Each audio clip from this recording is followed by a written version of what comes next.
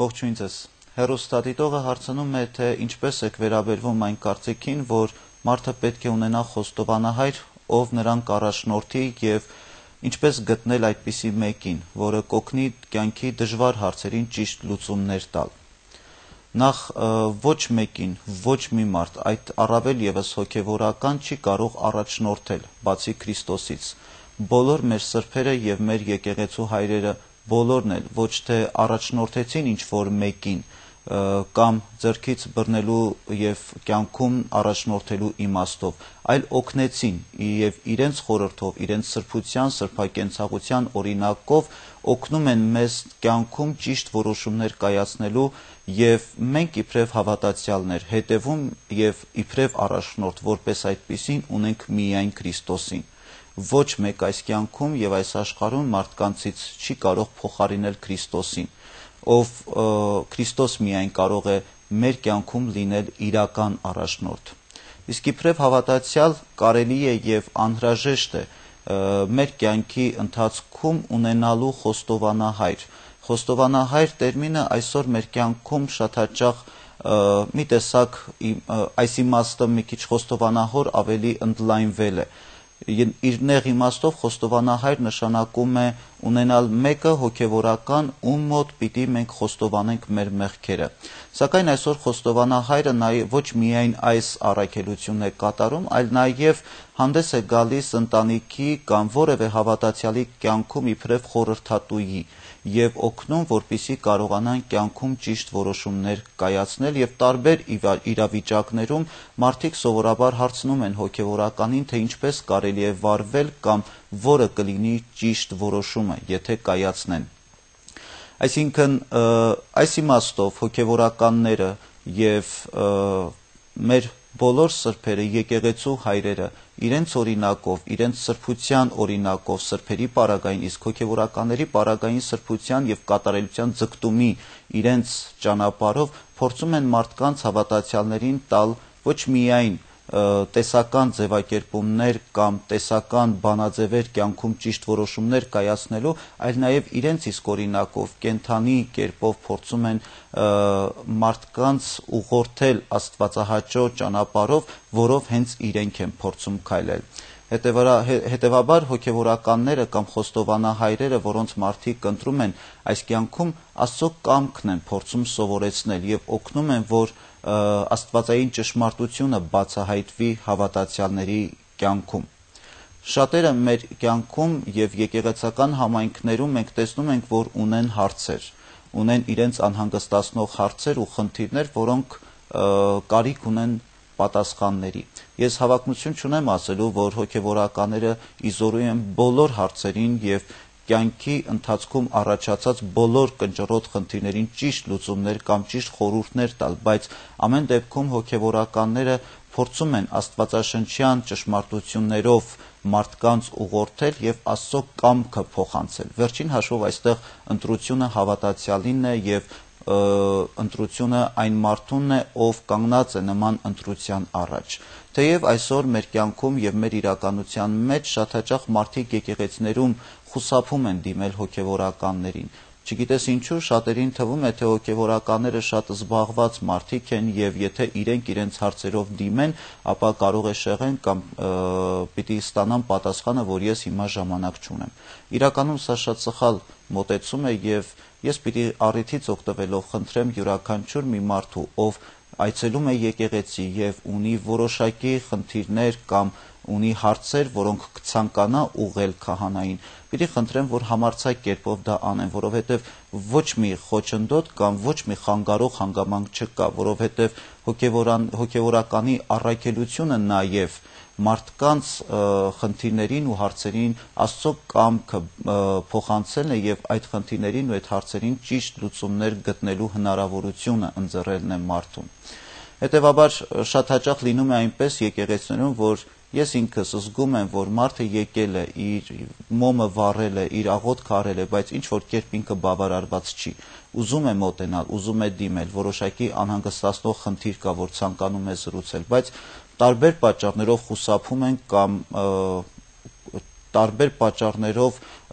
ետ են կանգնում այս ճանապարհից։ Շատ անգամ եղել են դեպքեր, որ նման իրավիճակը այնքան ակնառու է, որ ինքս զգացել եմ, որ այս մարդը կոնկրետ խնդիր ունի եւ ուզում է դիմել, բայց չգիտես ինչու չի համարձակվում։ Ես ինքս եմ մոտեցել եւ հարցրել, թե որն է այն խնդիրը, որ քեզ անհանգստացնում է եւ ինչպես կարող եմ քեզ օգտակար լինել եւ տեսել եմ, որ շատ հաճախ մարդիկ իրենք արձագանքում են եւ իրենք իրապես ունեն խնդիրներ, որ ցանկանում էին։ Պարզապես միշտ կա այս սխալ պատկերացումը, որ Տեր հայր, ես կարծում եի, թե դու շատ զբաղված ես եւ չէի ցանկանում խանգարել քեզ։ Հաջորդ հարցը, որ հեռուստադիտողը ուղղել է մեզ, հետեւյալն է. ես ունեմ խոստովանահայր, ում խոստովանում եմ եւ նշանակում է խոստովանության ժամանակ խոստովանությունից հետո ապաշխարության շրջան։ Եվ իմ բարեկամները իմանալով այս մասին հաճախ են հետաքրքրվում, թե որ մեղքերի պարագային ինչ խորհուրդներ տվեց քահանան, եւ ես էլ պատասխանում եմ, արդյոք սխալ չեմ անում։ Այստեղ խնդիրը բոլորովին այլ է։ Խոսքը չի գնում այստեղ խոստովանության կամ խորհուրդների մասին, այլ ձեր անձնական կյանքի եւ հոգեվոր կյանքի, որը անհատական է եւ միայն ձեզ է պատկանում։ Ձեր մեղքերը եւ քահանայի խորհուրդները սա ավելի նեղ անձնական են եւ պատահական չի, որ խոստովանությունը ինքը գաղտնի է եւ որևէ մեկը իրավունք չունի կոնկրետ հոգեվորականի մասին է խոսքս մարդու խոստովանած մեղքերը բացահայտելու եւ հետեւաբար ցանկացած մի մեղք անհատական դրսևորում է օրինակ կարող են երկու տարբեր մարդիկ նույն մեղքը գործել, բայց այդ նույն մեղքը այդ տարբեր մարդիկ տարբեր դրդապատճառներով կարող են գործել եւ տարբեր շարժառիթներ կարող է լինել։ Այսինքն բոլոր դեպքերում միանշանակ չէ, որ եթե խոսքը կոնկրետ գողության մասին է, ուրեմն սա ընդհանուր է բոլորի համար։ Այո, բուն փաստը նույնն է բոլոր պարագաներում, բայց կարող են դրդապատճառները, շարժառիթները,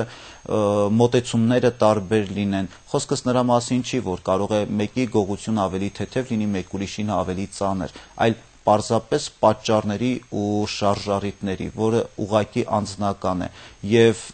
այն խորհուրդը, որը քահանան խոստովանահայրը տալիս է խոստովանողին այս կամ այն մեղքի եւ այդ մեղքը հաղթահարելու համար եւ այդ ապաշխարության շրջանը այս կամ այն մեղքի համար, որ նշանակվում է, սա զուտ անձնական երևույթ է եւ դա չի կարող որպես դեղատոմս կիրառելի լինել բոլոր հավատացյալների եւ բոլոր մարդկանց համար։ Հետևաբար ես պիտի խորհուրդ տամ, որ ավելի ձեռնպահ մնաք նման իրականություններից, որովհետեւ ոչ թե խնդիրն այն է միայն, որ գաղտնիքն է բացահայտվում, այլ շատ ավելի կարևոր է, որ հնարավոր է սխալ ճանապարհով կամ սխալ խորհուրդ եւ ուղղորդում ցույց տաք ձեր բարեկամին եւ իրեն թվա, թե իր մեղքերը այդ նույն ապաշխարության շրջանը անցնելով ինչպես եւ դուք ներվել են, բայց իրականում այդպես չլինի։ Հետևաբար այնպես չէ, որ այս կամ այն մեղքի համար կոնկրետ ինչ-որ ճանապարհ կամ ապաշխարություն է նշանակվում։ Սա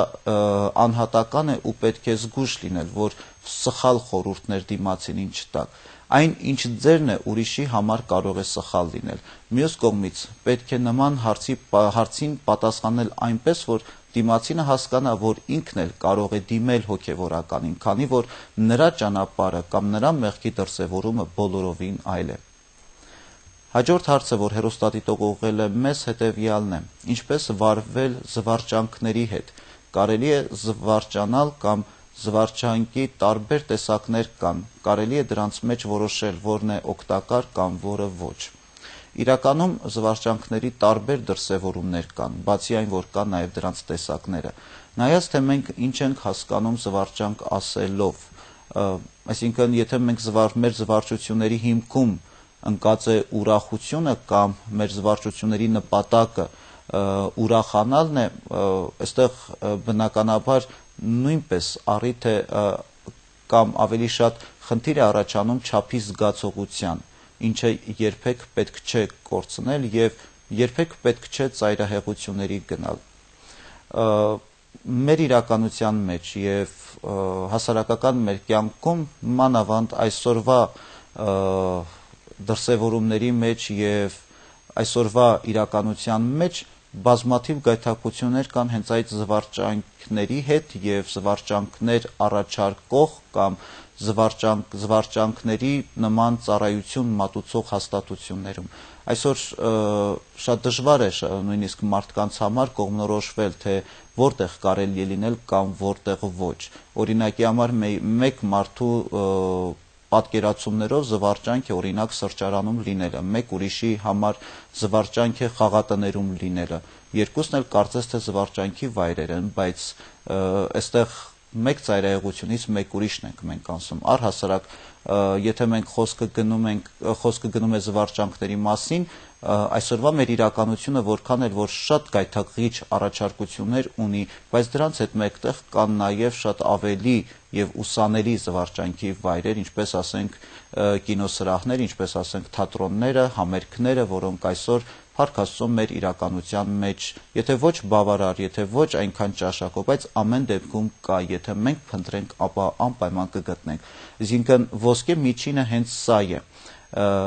Եվ նման պարագաներին փորձեք ինքներդ պատկերացնել, որ եթե Քրիստոս այս պահին այն զվարճանքի վայրում, որտեղ որ դուք եք տվյալ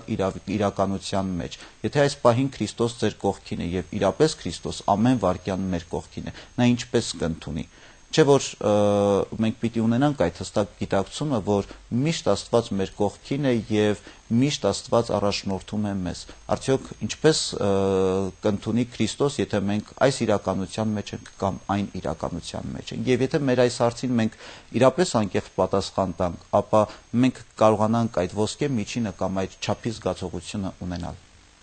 Հաջորդ հարցը, որ հեռուստադիտող ուղղել է մեզ, հետեւյալն է. Կարելի է շպարվել եւ շպարված եկեղեցի մտնել։ Պողոս Առաքյալը հայտարարում է եւ սովորեցնում, որ կնոջ զարդը պիտի լինի մաքուր հոգին, սակայն շպարվելու հանգամանքը եկեղեցին երբեք չի դատապարտում, եթե այն կրկին չափի մեջ է։ Երբեք եկեղեցին չի արգելում գեղեցիկ ու ճաշակով հագնվել կամ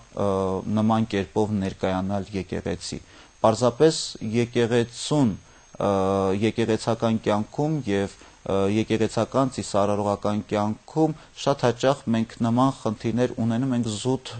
գործնականում, ասենք մկրտության ժամանակ շպարված վիճակում մասնակցել մկրտության, սա պարզապես անհարմարություն է, որտեղ անձը պիտի լվացվի եւ պարզապես դա խանգարում է, կամ ավետարանը համբուրելիս, սրբապատկերները համբուրելիս, հաղորդություն ստանալիս շատ ավելի ճիշտ կլինի եւ օրինաչափ, եթե մենք փորձենք, ասենք, ավելի շրթներ կմաքրել, որովհետեւ դրանով մենք ավելի բիծ ենք թողնում այդ սրբապատկերի կամ ավետարանի կամ եկեղեցական սպասների, որոնք հետագայում կարող են չմաքրվել։ Իսկ առհասարակ կրկին այստեղ չափի զգացողությունը շատ կարևոր է, որովհետև շպարման տարբեր դրսևորումներ եւ տարբեր օրինակներ կարող են լինել մեր կյանքում եւ միանշանակ ասել, որ շպարվելը չի դատապարտվում կամ շպարվելը դատապարտվում է, այստեղ էլ մենք վստահաբար կարող ենք սխալվել։